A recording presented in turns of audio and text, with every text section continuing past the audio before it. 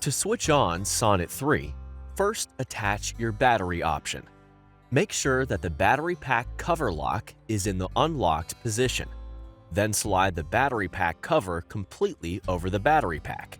Sonnet 3 will automatically switch on, shown by the green indicator light in the ear hook.